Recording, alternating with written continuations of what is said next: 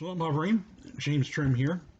In Acts chapter 8, Philip comes across a Ethiopian proselyte who's been studying the text of Isaiah, and particularly Isaiah 53, the Suffering Servant Song. And the Ethiopian proselyte poses the question, of whom does the prophet speak? It's a very important question. It's a key question. And we hope to answer that question in today's video and more in depth in a future video.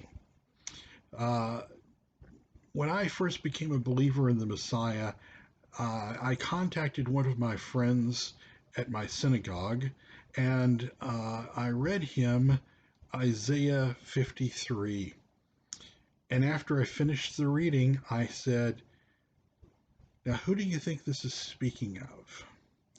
And his response immediately was, "Well, it's talking about Yeshua, but I don't believe in the New Testament." True story. So let's look at this very controversial text. It's become controversial. In a reactionary manner in the Middle Ages, Rashi reinterpreted this text of Isaiah 53 to be talking about Israel rather than the Messiah, that the suffering servant was Israel. And there is a certain level upon which this is true, in that there is an allegorical relationship between the Messiah and Israel. There are 4 levels of understanding of the scriptures, which we talked about recently in a video recently. And one of those levels is the literal meaning of a text. Second is the implied meaning of the text. The 4th level is the allegorical meaning of the text, and the 3rd level. The 4th level is the hidden secret or mystical meaning of the text. So in an allegorical way, there's an allegorical relationship between the Messiah and Israel. Right off the bat, they both had miraculous births. Messiah by a virgin birth, and we'll do a whole video on that in the future, and Israel by a miracle on the womb of Abraham's Abraham's wife, Sarah. Both spent their youth, if you will, a period of time in Egypt. Both came up out of Egypt. Both were the son of Elohim, or called the son of Elohim, and both were, there was an attempt by the Romans to kill both of them. Both were resurrected, if you will, in the last days. There's just so many parallels between the Messiah and Israel. And like that in itself would be a whole different video, but we don't have enough time to cover all of that. So I want to talk about the Suffering Servant Song, and there are actually 4 servant songs in the book of Isaiah. We have handouts for this study, and if you go look in the video description, there will be a link to where we have this video embedded with a link to the PDF handouts underneath, and you can just click on that link and pull up a PDF copy, if you will, of the handouts for this study, and you can either print them out or look at them on your screen. Before we delve into this study, I do want to encourage people to donate to support this work. Unfortunately, over the last 11 days, we have received only 2 donations at the time of making of this video anyway, of only totaling a little less than $60. You can't live on that, so please donate and help us continue this work. For those that don't know, I'm a full-time caretaker for my wife, who is both disabled and chronically ill and suffers from chronic pain. And I'm her full-time caretaker at home while I do this work, doing the research and producing these videos, the blogs, the online commentaries, and many of the other free online writings that we have available. The Halakha Project, the Scripture Restoration Project, etc. So please donate, donate, donate. There is a link in the comment in the video description where you can donate, or you can donate to donations at wnae.org. That's donations at wnae.org via PayPal. All right. The four suffering servant, or the four servant songs, are in our first handout. Isaiah 42 verses 1 through 9, Isaiah 49 verses 1 through 12, Isaiah 50 verses 4 through 11, and Isaiah 52 7 through 53 12. I started up at 52 7 for context. Some started after that, around I think 52 15 or so. But I think really the starting point is Isaiah 52 7, which I think you'll see the reasons for that as we continue this study. So Isaiah 42 1 through 9. It's helpful to look at the other three servant songs a little bit to help get us some context to understand the fourth servant song in Isaiah. I say Isaiah 53 because we famously refer to it as Isaiah 53, but it also includes a good portion of Isaiah 52. So Isaiah 42 verses 1 through 9, behold my servant whom I uphold, my chosen in whom my soul delights. I have put my spirit upon him. He shall make the right to go forth in the heavens. He shall not cry nor lift up nor cause his voice to be heard in the street. A bruised reed shall he not break, and the dimly burning wick shall he not quench. He shall make the right to go forth according to the truth. He shall not fail nor be crushed till he has set the right in the earth, and the isles shall wait for his Torah. Thus says El Yahweh, he that created the heavens and stretched them forth, he that spread forth the earth and that which comes out of it, he that gives breath unto the people upon it, and spirit to them that walks therein. I, Yahweh, have called you in righteousness, and have taken hold of your hand, and kept you, and set you for a covenant of the people, for a light of the nations, to open the blind eyes, to bring out the prisoners from the dungeon, and them that sit in darkness out of the prison house. I am Yahweh, that is my name, and my glory will I not give to another, neither my praise to graven images. Behold, the former things are come to pass, and new things do I declare. Before they spring forth, I tell you of them. So Isaiah 42 verse 1 says, behold my servant whom I uphold, my elect in whom my soul delights. I have put my spirit upon him. He shall bring forth judgment to the Gentiles.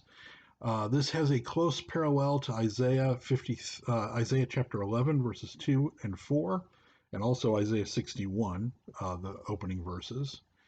But Isaiah 11, and the spirit of Yahweh shall rest upon him. That's Isaiah 11:2, and 11:4, with righteousness shall he judge. This is important because everyone agrees that Isaiah chapter 11, the opening verses, are speaking of the Messiah. There's no other position I am aware of about those verses. So if we understand Isaiah 42 in light of its connection to Isaiah 11, clearly the servant is the Messiah. Now let's look at Isaiah 49, verses 1 through 12. Listen, O isles, unto me, and hearken, you peoples from afar. Yahweh has called me from the womb, from the innermost parts of my mother has he made mention of my name. And he has made my mouth like a sharp sword. In the shadow of his hand has he hid me, and he has made me a polished shaft. In his quiver has he concealed me. And he said unto me, you are my servant Yisrael, in whom I will be glorified. Now, we're going to comment upon this in a minute. Verse 3 is important, obviously. Verse 4, but I said, I have labored in vain, I have spent my strength for naught and vanity. Yet surely my right is with Yahweh, and my recompense with my Elohim. Now, says Yahweh, that formed me from the womb to be his servant, to bring Yaakov back to him, that Yisrael be gathered unto him, for I am honorable in the eyes of Yahweh, and my Elohim has become my strength. Verse 6, yes, he says, it is too light a thing that you should be my servant, to raise up the tribes of Yaakov and to restore the offspring of Yisrael. I will also give you for a light to the nations, that my salvation may be unto the end of the earth. Thus says Yahweh, the Redeemer of Israel, his servant, his set apart one, to him who is despised of men, to him who is abhorred of the nation, to a servant of rulers, kings shall see and arise, princes, they shall prostrate themselves, because of Yahweh is faithful, even Hakadesh of Israel, who has chosen you. Thus says Yahweh, in an acceptable time have I answered you, in a day of salvation have I helped you, and I will preserve you and give you for a covenant of the people, to raise up the land, to cause to inherit the desolate heritages, saying to the prisoners, go forth to them that are in darkness, show yourselves, they shall feed in the ways, and in the high hills shall be their pasture. They shall not hunger nor thirst, neither shall the heat nor sun smite them. For he that has compassion on them will lead them, even by the springs of water will he guide them. And I will make my mountains a way, and my highways shall be raised on high. Behold, these shall come from afar. Behold, these from the north and from the west, and from the land of Sinim. Now, I stopped at Isaiah 49:3 for a reason, obvious reason. The anti-missionaries will point at that verse and say, there it is. See, the servant is Israel. It's settled. We can all go home now. The problem is that if you read the whole thing in context, as we just did, the servant is clearly not literally Israel, because in verses 5 and 6, the servant brings Jacob, i.e. Israel, back to Yahweh and raises up the tribes of Israel and restores and preserves Israel. Clearly, then the next two verses reveal that the servant isn't Israel, not literally. Otherwise, Israel is lifting itself up by its own bootstraps, if you will. Israel is not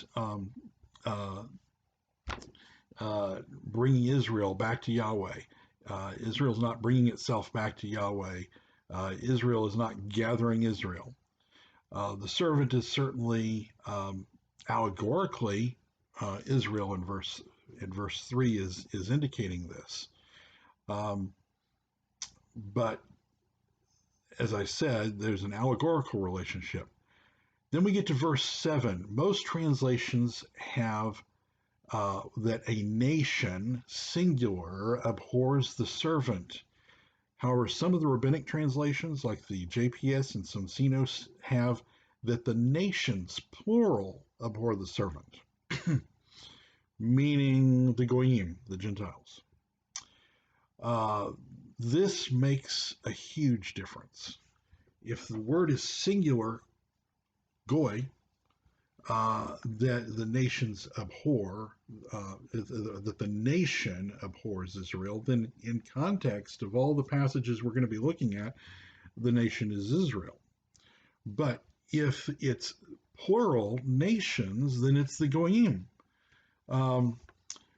So, which is correct. The rabbinic interpretation basically is forcing the interpretation by changing the word in English to plural when it's in fact singular. So Isaiah 49:7 should be the nation that abhors Israel, not nations. All right. Isaiah chapter 50, verses 4 through 11, we're just going to read them, but there's not really anything special that we need to say about them. But in the interest of fairness, we should be aware of all the servant songs. And Yahweh has given me the tongue of them that are taught, that I should know how to sustain the words him that is weary. He wakens morning by morning.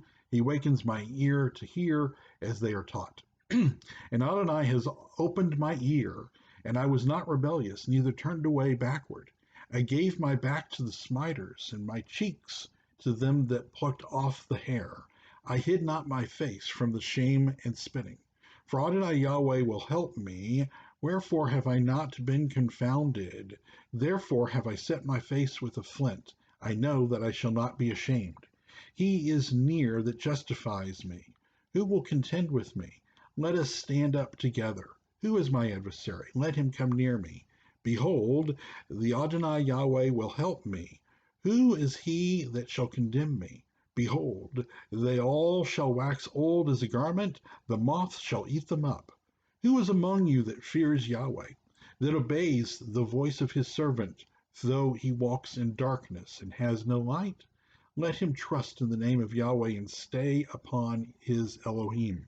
Behold, all you that kindle a fire, that gird yourselves with firebrands, be gone in the flame of your fire, and among the brands that you have kindled, this shall you have of my hand. You shall lie down in sorrow. All right. Now we get to the biggie. Isaiah chapter 52, verse 7 through 53, verse 12. How beautiful upon the mountains are the feet of the messengers of good tidings. That's the word there is besora, which means good news or gospel, as they put it, that announces peace, the harbinger of besora, of good news, good tidings, that announces salvation or Yeshua, that says unto Zion, your Elohim reigns. Hark, your watchmen, they lift up the voice, together do they sing, for they shall see eye to eye Yahweh returning to Zion. Break forth into joy, sing together, you waste places of Jerusalem, for Yahweh has comforted his people, he has redeemed Jerusalem.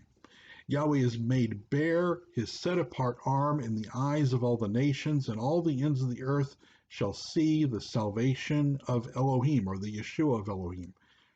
This verse 10 is going to become key as we continue our study. Don't forget it. We'll bring it back up. Depart you, go out from thence, touch no unclean thing, go you out from the midst of her, be you clean, you that bear the vessels of Yahweh. For you shall not go out in haste, neither shall you go by flight, for Yahweh will go before you, and the Elohim of Israel will be your rearward. Behold, my servant shall prosper, he shall be exalted and lifted up, and shall be very high. According as many as were appalled at him, so marred was his visage, unlike that of a man, and his form unlike that of the sons of men. So shall he sprinkle many nations. Verse 15. We'll look at that in more detail later. Remember it. Kings shall shut their mouths because of him, for that which has not been told them shall they see, and that which they had not heard shall they perceive. Who shall have believed our report, and to whom has the arm of Yahweh been revealed? That's important. And to whom has the arm of Yahweh been revealed? That's Isaiah 53:1. We will see that that's a key phrase. For he shot up right before us as a sapling and as a root out of dry ground. He had no form, nor comeliness that we should look upon him, nor beauty that we should delight in him. He was despised and forsaken of men, a man of pains and acquainted with disease, and as one from whom men hide their face. He was despised, and we esteemed him not. Surely our diseases he did bear, and our pains he carried, whereas we did esteem him stricken, smitten of Elohim, and afflicted. But he was pierced because of our transgressions. He was crushed because of our iniquities. The chastisement of our welfare was upon him, and with his stripes we were healed. All we like sheep have gone astray. We have turned everyone to his own way, and Yahweh has made to light on him the iniquity of us all. He was oppressed, though he humbled himself and opened not his mouth, as a lamb was led to the slaughter, and as a sheep that before her shearers is dumb, he opened not his mouth. By oppression and judgment he was taken away, and with his generation who did reason? For he was cut off out of the land of the living for the transgression of my people, to whom the stroke was due. And he made his grave with the wicked and with the rich, his tomb, although he had done no violence, neither was there any deceit in his mouth. Yet it pleased Yahweh to crush him, and he put him to suffering to see if his soul would offer itself as a guilt offering, that he might see his seed prolong his days, and that the purpose of Yahweh might prosper by his hand. I'll pause there for a moment, because I didn't wasn't planning to say anything about this, but I think I need to. There is a argument that is used by the anti-missionaries against the idea of the messiahship of Yeshua. Really it gets to the core of the application of Isaiah 53 to the Messiah. And the argument is this, that the idea that Yeshua was a sacrifice violates the idea or constitutes a human sacrifice. And that is then repugnant to the Torah, and therefore Yeshua couldn't have been the Messiah, etc., etc. The problem with that is that it's an allegory, first of all. It's not literal. And second of all, that verse 10 of Isaiah 53, and really the context overall, has to do with the servant being a guilt offering. Now, here's the problem for them, for the anti-missionaries. The problem is that however you interpret Isaiah 53, whoever you say the servant is, it's one or more human beings. And if it's one or more human beings, and that these one or more human beings are portrayed by Isaiah as being a guilt offering, then anything that you say that says Yeshua couldn't be the fulfillment of this passage because that would be a human sacrifice would also be a human sacrifice by the same reasoning. So if, for example, we say that the servant of Isaiah 53 is Israel and not the Messiah, Israel is multiple human beings, and if Israel is a guilt offering, then that's a human sacrifice in exactly the same way. So the Yeshua can't be a human sacrifice, therefore Yeshua can't fulfill Isaiah 53:10 is an argument that completely fails, because an argument that proves too much proves nothing at all. And Isaiah 53:10, if you apply that argument to it, Isaiah 53:10 can't mean anything, because nobody is arguing that the servant is, say, non-human beings or space aliens or something. So that argument fails. Let's move on to verse 11. From the travail of his soul he shall see light. We'll talk about that in a minute, because the he shall see light is missing from the Masoretic text.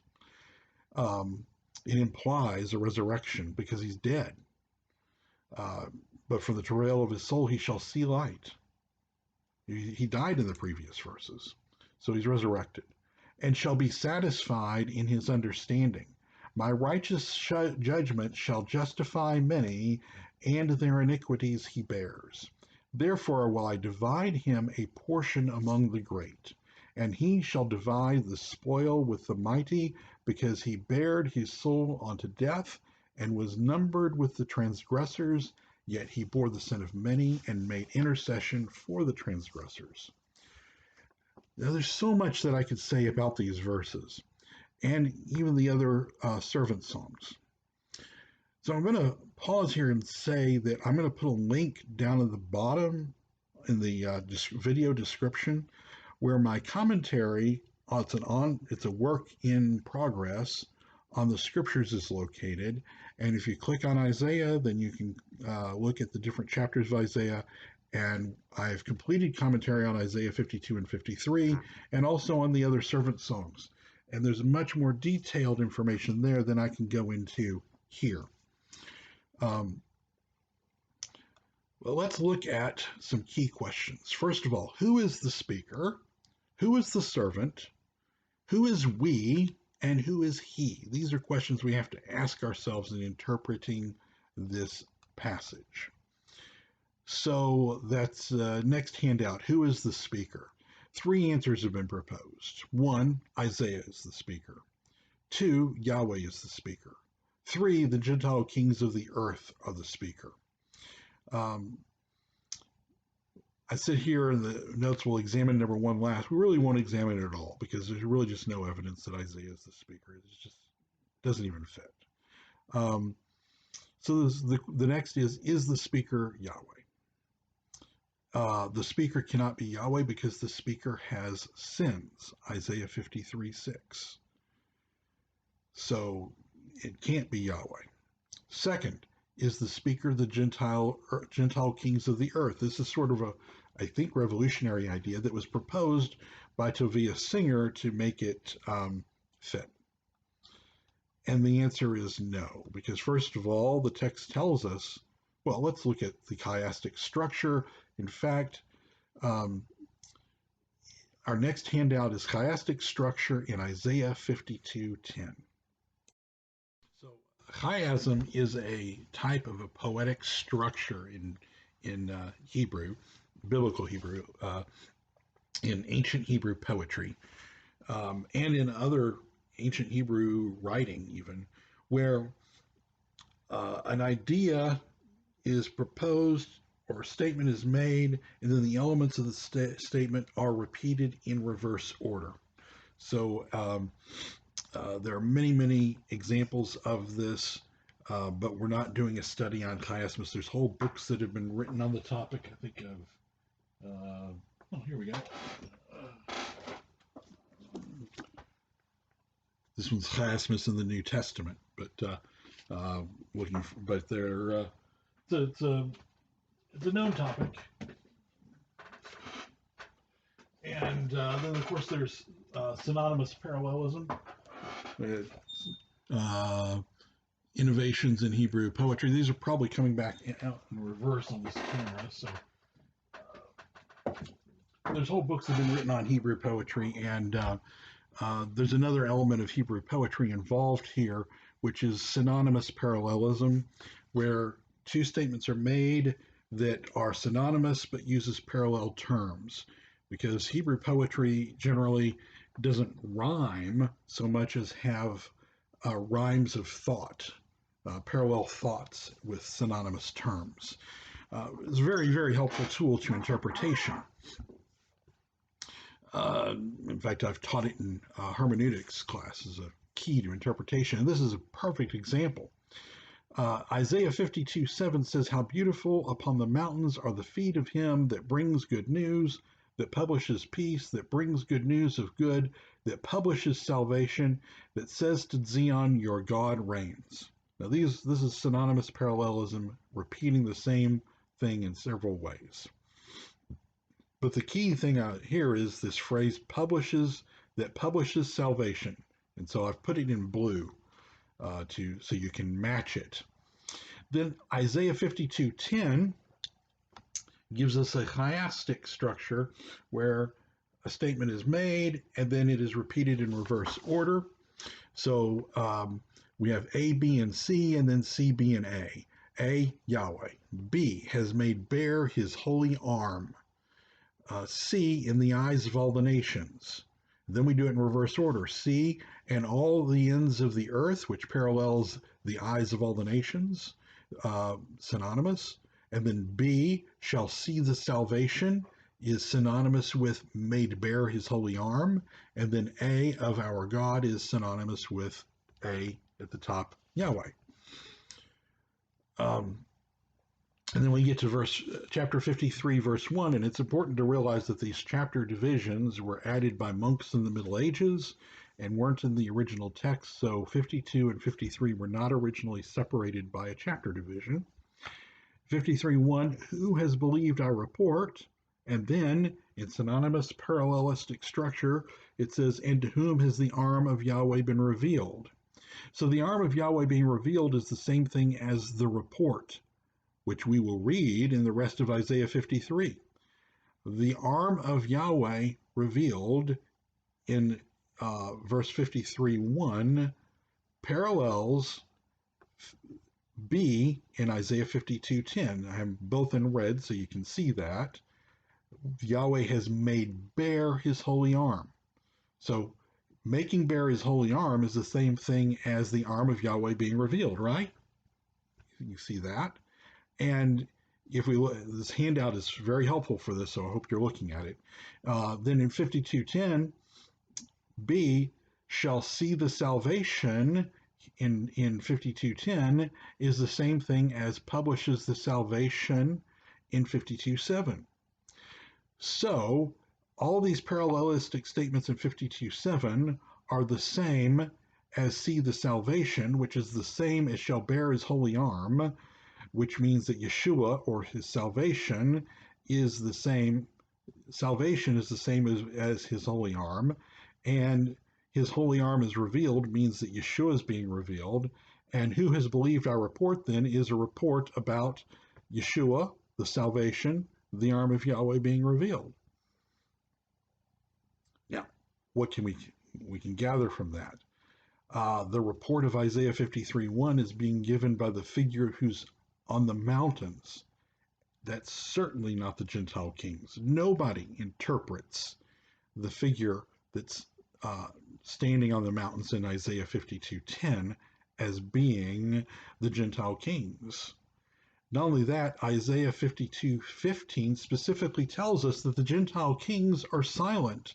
They have nothing to say. They're not delivering a report. They shut their mouths.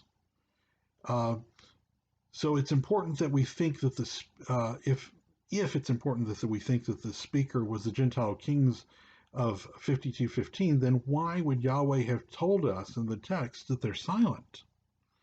In fact, the Targum actually says that the kings shall be silent because of him. All right. So the speaker is not, as Tovia Singer would have us believe, the Gentile kings of the earth. That's an impossibility. And a look at the poetic structures makes it clear that that is not the case. Is the servant Israel is our next handout. The servant cannot be Israel because, not in its literalness. Allegorically, yes, we've talked about that, but not literally. 1. The servant is a voluntary sufferer. In Isaiah 53:7 and 53:12b, it's very clear that the servant has volunteered for this duty. Israel is not a voluntary sufferer. Israel does suffer, but Israel hasn't volunteered to suffer. That gets us to verse 2, or part 2, sorry, item 2. The servant is contrasted with the speaker who counts himself with a group, Israel, saying, we throughout. So Isaiah 53:6, if we is Israel and we are being contrasted with he, then he, the servant, cannot be Israel. Right? This is just Logic 101. And point 3, the servant is an innocent sufferer, according to verses 6 and verses 9. But Israel has guilt. Israel suffers because we have sinned, as seen in Deuteronomy 28 and 20 through 29, Leviticus 26, Jeremiah 11, etc., etc., etc. We are not innocent sufferers. Israel is not an innocent sufferer. Okay, let's look at some of these passages. Isaiah 52:15, so shall he sprinkle many nations. The word sprinkle here is an imperfect hifel form of a verb meaning to spurt or splatter. Some translators have rendered the word as startle, based largely on the Greek Septuagint reading wonder. However, even those translators translate the same word sprinkle in other passages, and I've given a list of them here. The Aramaic Peshitta translates the word into Aramaic with the word meaning purify. But the Aramaic Targum of Jonathan has scatter, a word meaning scatter. So this is why we have the word sprinkle here. Verse 10, he shall see his seed. Now, the anti-missionaries make much of this reference because they say, but Yeshua didn't have any children. So it doesn't fit. Yeshua can't be the servant because the servant has seed and Yeshua didn't have seed. And they argue, some of them, that zerah, seed, cannot be used allegorically. But in fact, the word zerah, seed, is used allegorically in Jewish literature all the time to refer to the scattered tribes. In fact, zerah can just mean that which is scattered. In fact, the Targum on this passage understands seed allegorically and paraphrases it, the kingdom of their Messiah. So the seed that Messiah sees, according to the Targum, is his kingdom. In fact, the term seed is used allegorically in the very next chapter of Isaiah, in Isaiah 54, verses 1 through 3. Verse 11, he shall see light. I talked before about how this indicates that the Messiah is resurrected. The Hebrew of the Masoretic text has a serious grammatical error here. This says, from the travail of his soul he shall see, and there's clearly a direct object missing, that there's something that he's seeing that's missing from the text. Then it says, he shall be satisfied in his understanding. My righteous servant shall justify many, and their iniquities he bears. The missing word does show up in the Septuagint, the ancient Greek translation of Isaiah, and it also shows up in two copies of Isaiah that were found at Qumran in the Dead Sea Scrolls. And that word is light in both witnesses, both the Dead Sea Scrolls and in the Septuagint. So it should say, as we read in the Hebraic Roots version, from the travail of his soul he shall see light, and shall be satisfied in his understanding. My servant shall justify many, and their iniquities he bears. And in context, as we pointed out, by this time he is dead, and so this seeing of light is a remez, an implication of the resurrection of the Messiah. Okay, now let's see what the ancient rabbinic sources, the old rabbinic sources say about this passage. Who do they say the servant was? Rashi interprets the servant as being Israel, but Rashi does so rather late, in the Middle Ages. Let's see what the earlier positions were. The Targum Jonathan on Isaiah 52 and 53 plainly identifies the servant in these passages as the Messiah. Isaiah 52:13 in the Targum says, behold, my servant the Messiah. No questions asked. My servant the Messiah shall prosper. He shall be exalted and great and very powerful. Isaiah 53:10 in the Targum Jonathan is also very clear. It says, it is the will of the Lord to purify and to acquit as innocent the remnant of his people, to cleanse their souls of sin, so that they may see the kingdom of their Messiah, have many sons and daughters, enjoy a long life, and observe the Torah of the Lord, prospering according to his will. So the Targum Jonathan to Isaiah, now what were the Targums? The Targums were Aramaic paraphrases of the books of the Tanakh. Now I don't have this in the notes, but I'm going to share this with you about the Targums, in particular the Targum that was composed by Jonathan ben Uziel. According to the Babylonian Talmud, Megillah 3a, the Targum of the Prophets was composed by Jonathan ben Uziel under the guidance of traditions handed down from Haggai, Zechariah, and Malachi, and the land of Israel thereupon quaked over an area of 400 parsangs for 400 parsangs, and a bat kol, a voice from heaven basically, came forth and exclaimed, Who is this that has revealed my secrets to mankind? Jonathan ben Uziel therefore arose and said, It is I who have revealed your secrets to mankind. It is fully known you that I have not done this for my own honor, but for the honor of or for the honor of my father's house, but for your honor, because I have done it, that dissension may not increase in Israel. What's really key here is that according to the Talmud, at least, the Targum was handed down, the information of the Targum, the understanding in the Targum was handed down from Haggai, Zechariah, and Malachi.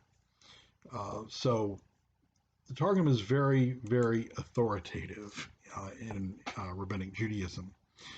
So the fact that the Targum tells us that this is speaking of the Messiah is very, very important. It's basically telling us that the prophets of the last prophets of Israel passed this information down to down the grapevine to Jonathan ben Uziel, that the ancients in biblical times understood it as speaking of the Messiah. Okay. The Babylonian Talmud also applies this section of Isaiah to the Messiah.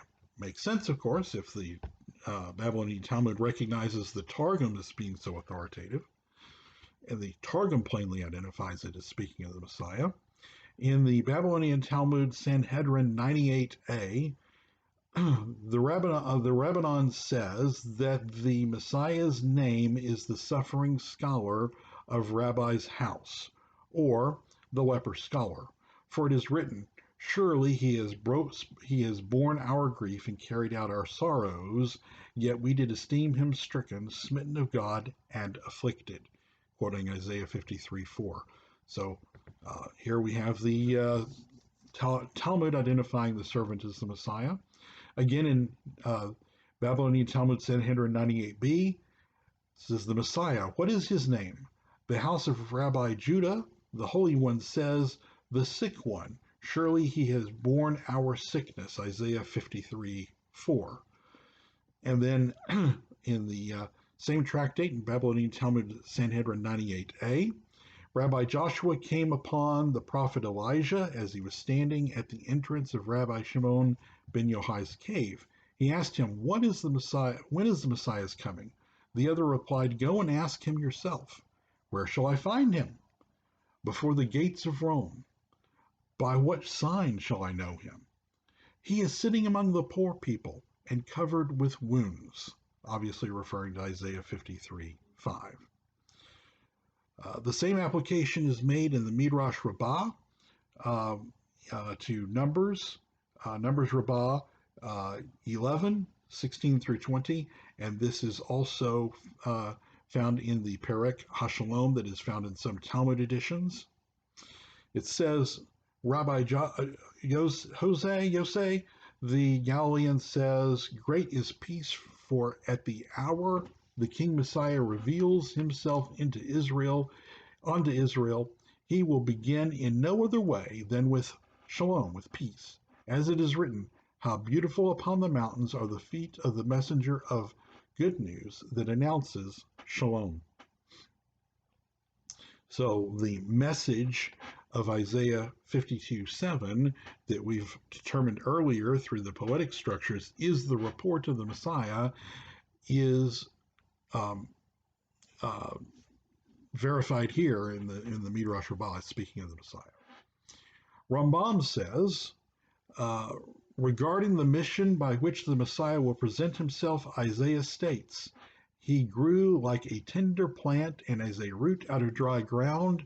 At him will kings shut their mouths, for what had not been told unto them shall they see, and what they had never heard shall they understand. So Rambam also identifies this passage as speaking of the Messiah.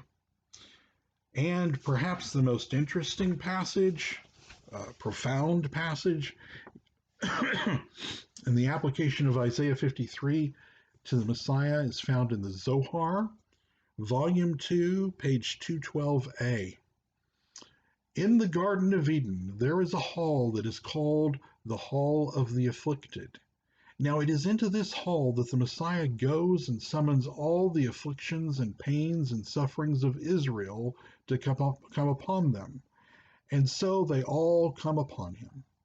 And had he not eased the children of Israel of their sorrow, and taken their burden upon himself, there would be none who could endure the suffering of Israel in penalty of neglecting the Torah. Thus it is written, surely our diseases he did bear, and our pains he carried. Isaiah 53:5. As long as the children of Israel dwelt in the Holy Land, they averted all afflictions and sufferings from the world by the service of the sanctuary and by the sacrifice. And now it is the Messiah who is averting them from the inhabitants of the world. There is so much more about Yeshua in Isaiah, well, the Messiah in Isaiah chapter 53